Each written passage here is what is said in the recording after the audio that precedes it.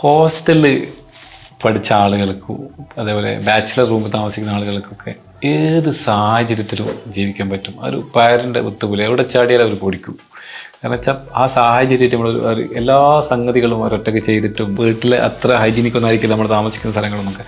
അപ്പോൾ ആ സാഹചര്യത്തിലൊക്കെ ജീവിച്ച അവർ നല്ല സെറ്റായിട്ടുണ്ടാവും. ചിലപ്പം കുളിക്കാത്ത ആളുകളുണ്ടാവും, ചിലപ്പോൾ അലക്കാത്ത ആളുകളുണ്ടാവും, ഇത് കുറച്ച് കൂടുതലുള്ള ആളുകളുണ്ടാവും. ഇവരെല്ലാം ഒരു മിക്സപ്പ് ചെയ്ത് കൊണ്ടുപോകുന്ന ഒരു അഡ്ജസ്റ്റ്മെൻറ്റിൽ പോകുന്നത് നമുക്ക് വല്ലാണ്ട് ഗുണം ചെയ്യും. അതുകൊണ്ട് നമ്മൾ ഏത് മുനിസിപ്പാലിറ്റി അല്ലെങ്കിൽ ഏത് ബസ് സ്റ്റാൻഡ് പോയാലും ആ ടോയ്ലറ്റിൽ പോയാലും നമുക്ക് എന്ത് ചെയ്യാൻ പറ്റും, നമുക്ക് പ്രശ്നം ഉണ്ടാവില്ല.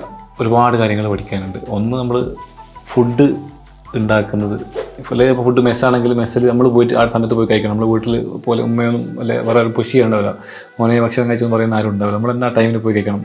ആ ടൈം കഴിഞ്ഞാൽ പിന്നെ ഫുഡും ഉണ്ടാവില്ല ഇവിടെ.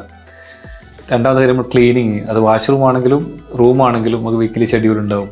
ഇന്ന ദിവസം ഇന്നയാളെ ക്ലീനിങ് ആണ്. അപ്പോൾ നമ്മുടെ ഡ്രസ്സ് വാഷ് ചെയ്യൽ, പിന്നെ ഡിഫറെൻറ്റ് ക്യാരക്ടറുള്ള ആളുകളായിട്ട് മിങ്കിൾ ചെയ്ത് പോകുന്നൊരു സംഭവം, അത് ഭയങ്കര ഇമ്പോർട്ടൻ്റ് ആണ്.